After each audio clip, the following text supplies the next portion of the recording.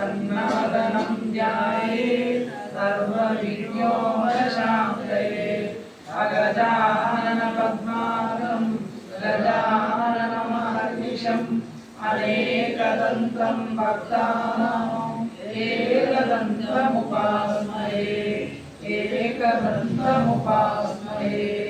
गुरुर्ब्रह्मा गुरुर्विष्णु गुरुदेवो महेश्वर गुरु साक्षात् परब्रह्म तस्मै श्री गुरवे नमः। ओम नमः शिवाय।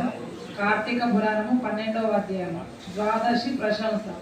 మహారాజా, కార్తీక మాసంన కార్తీక సోమవారంన కార్తీక ద్వాదశి వ్రతమును గురించి సాలాగ్రామపు మహిమలను గురించి వివరించదు వినుమని వశిష్ఠ మహాముని ఈ విధముగా తెలియజేసి, కార్తీక సోమవారం నాడు ఉదయంనే లేచి కాలకృత్యములు తీర్చుకొని నదికి వెళ్ళి స్నానం చేసి ఆచమనము చేయవలను. తర్వాత శక్తి కొలది బ్రాహ్మణులకు దానం ఇచ్చి ఆ రోజంతా ఉపవాసమిండి సాయంకాలం శివాలయంలో కానీ విష్ణాలయంలో కానీ వెళ్ళి దేవుని పూజించి నక్షత్ర దర్శనం చేసుకొని పిమ్మట భుజింపవలెను. ఈ విధముగా చేసిన వారికి సకల సంపదలు కలుగుతేయక మోక్షము కూడా పొందురు. కార్తీక మాసంలో శని త్రయోదశి వచ్చిన ఎడల నా వ్రతం ఆచరించినచో 100 రెట్లు ఫలితము కలుగును. కార్తీక శుద్ధ ఏకాదశి రోజున పూర్ణోపవాసం ఉండి ఆ రాత్రి విష్ణాలయంలోకి వెళ్ళి శ్రీహరిని మనసారా ధ్యానించి శ్రీహరి సన్నిధిని పురాణ కాలక్షేమం చేసి మరునాడు బ్రాహ్మణ సమారాధన చేసి కోటి యజ్ఞంలో ఫలితము కలుగును. ఈ విధంగా చేసిన వారులకు సూర్యగ్రహణ సమయమున గంగా నదిలో స్నానం చేసి కోటి బ్రాహ్మణులకు భోజన దానము చేసిన ఎంత పుణ్యము కలుగునో దానికంటే అధికముగా ఫలము కలుగు.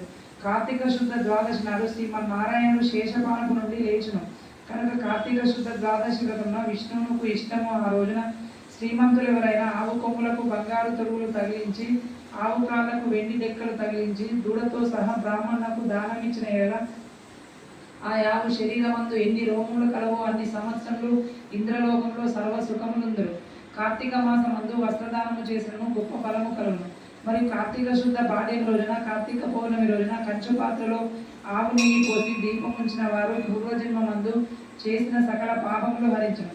ద్వాదశి నాడు యజ్ఞోపవీతములు దక్షిణతో బ్రాహ్మణులకు దానం ఇచ్చిన వారు ఇహపర సుఖములు పొందగలరు. ద్వాదశి రోజున బంగారు తులసి చెట్టును గాని సాలాగ్రామమును గాని ఒక బ్రాహ్మణులకు దానం ఇచ్చిన ఏళ్ళ 4 సముద్రాల మధ్యనున్న భూమిని దానము చేసినంత ఫలము కలుగును. దీనికి ఉదాహరణగా ఒక కథ కలదు, శ్రద్ధగా ఆలకింపు. సాలాగ్రామ మహిమ.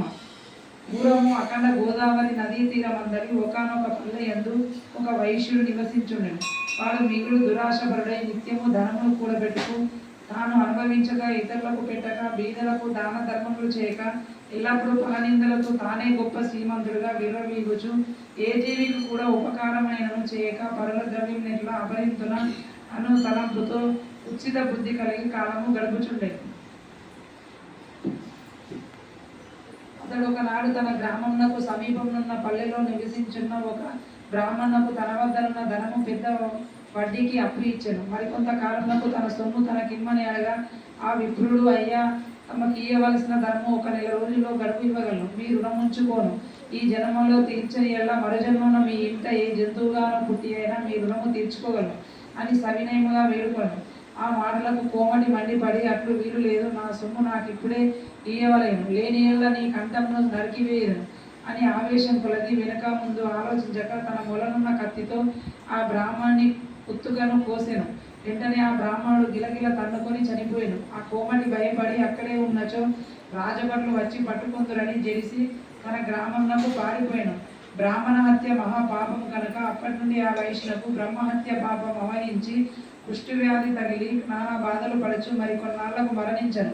వెంటనే యమదూతలు వచ్చి అతన్ని తీసుకొని పోయి రౌరవాది నరక కూపములు బలద్రోసిరి.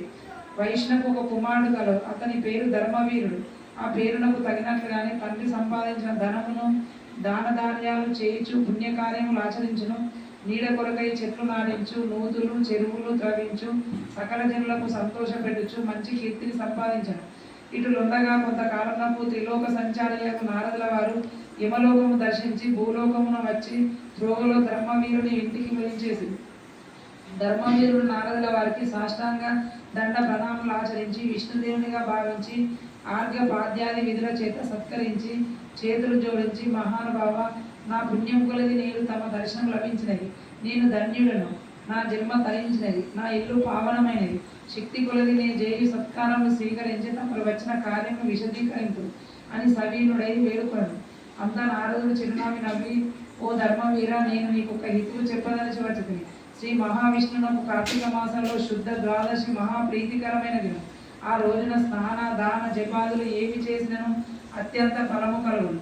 4 జాతులలో ఏ జాతి వారైనా, స్త్రీ అయినా, పురుషుడైనా, జారుడైనా, చోరుడైనా, పతివ్రతైనా, వ్యభిచారి అయినా కార్తీక శుద్ధ ద్వాదశి రోజున సూర్యుడు తులారాశి యందు ఉండగా నిష్ఠగా ఉపవాసం ఉండి సాలాగ్రామ దానములు చేసిన వెనుకటి జన్మములందు ఈ జన్మములందు చేసిన పాపములు పోను. నీ తండ్రి యమలోకంలో మహానరకం అనుభవించున్నాడు. అతన్ని ఉద్ధరించుటకై నీవు సాలాగ్రామ దానము చేయక తప్పదు. అట్లు చేసి నీ తండ్రి రుణము తీర్చుకొను అని చెప్పాను. అంతటా ధర్మవీరుడు నారద మునివర్య, నేను గోదానము, భూదానము, హిరణ్యదానము మొదలగు మహాదానములు చేసి ఉంటుంది. అటువంటి దానములు చేయగా నా తండ్రికి మోక్షము కలగనప్పుడు సాలాగ్రామం అనే రాతిని దానము చేసినంత మాత్రమున ఆయన ఎట్లా ఉద్ధరింపబడనా అని ఆ సంశయము కలుగుచున్నది. దీనివల్ల ఆకలి ఉన్న వానికి ఆకలి తీరునా, దాహము ఉన్న వానికి దాహం తీరునా కాక ఎందులకి దానము చేయవలేను. నేను ఈ సాలాగ్రామ దానం మాత్రము చేయజాలని నిష్కలంగా చెప్పలికెను. ధర్మవీరులు అనేకములకు విచారించి వైశ్యుడ సాలాగ్రామమును శిలా మాత్రంగా ఆలోచించింది. అది శిల కాదు, శ్రీహరి యొక్క రూపము. అన్ని దానముల కంటే సాలాగ్రామ దానము చేసినచో కలుగు ఫలమే గొప్పది. నీ తండ్రి నీ నరక బాధ నుండి విముక్తిని గావింపజేసింది. ఈ దానము తప్ప మరొక మార్గం లేదు అని చెప్పి నారదుడు వెడలిపోయాను. ధర్మవీరుడు ధనబలముడై కలవాడై ఉండి దాన సామర్థ్యము కలిగి ఉండి కూడా సాలాగ్రామ దానము చేయలేదు. కొంత కాలంలో అతడు చనిపోయాను. నారదుడు చెప్పిన హితబోధను పెద్ద చేత మరణానంతరం 7 జన్మల యందు పులియై పుట్టి, మరి 3 జన్మల యందు వానరమై పుట్టి, 5 జన్మలు ఎద్దుగా పుట్టి, 10 జన్మలు మానవ స్త్రీగా పుట్టి, 10 జన్మలు పందిగా జన్మించి ఉన్నాడు. అట్లు జరిగిన తర్వాత 11వ జన్మలో ఒక పేద బ్రాహ్మణునింట స్త్రీగా పుట్టగా ఆమెకు యవన కాలం రాగా పేద బ్రాహ్మణుడు ఒక విద్వాంసునికి ఇచ్చి పెళ్లి చేశాను. పెళ్లి అయిన కొంతకాలంలో ఆమె భర్త చనిపోయాను. చిన్నతనమందే ఆమెకు అష్ట కష్టములు సంభవించినందుకు తల్లిదండ్రులు బంధుమిత్రులు చాలా దుఃఖించిరి. తండ్రి ఆమెకు ఈ విపత్తు ఎందువల్ల కలిగినని దివ్య దృష్టితో గ్రహించి వెంటనే ఆమె చేత సాలాగ్రామదానం చేయించి, నాకు బాల వైదవ్యం కారణమైన పూర్వజన్మ పాపము నశించుగాక అని చెప్పించి సాలాగ్రామ దాన ఫలము దారబోయించను. ఆ రోజు కార్తీక సోమవారం అవడం వల్ల ఆ సాలాగ్రామ దాన ఫలముతో ఆమె భర్త జీవించాడు. విధప నూతన దంపతులు చిరకాలము సకల సౌఖ్యములతో జీవించి జన్మాంతరము స్వర్గము కలిగిరి. మరికొంత కాలంలో ఆ బ్రాహ్మణ పుత్రిక మరొక బ్రాహ్మణి ఇంట కుమారుడిగా పుట్టి నిత్యము సాలాగ్రామదానము చేయించు ముక్తి నిందను. కావున ఓ జనక కార్తీక శుద్ధ ద్వాదశి రోజున సాలాగ్రామదానము చేసిన దాన ఫలము ఇంతింత కాదు, ఎంతో ఘనమైనది. కావున నీవు ఆ సాలాగ్రామ దానము చేయము. ద్వాదశాధ్యాయము 12వ రోజు పారాయణము సమాప్తము. ఓం నమః శివాయ.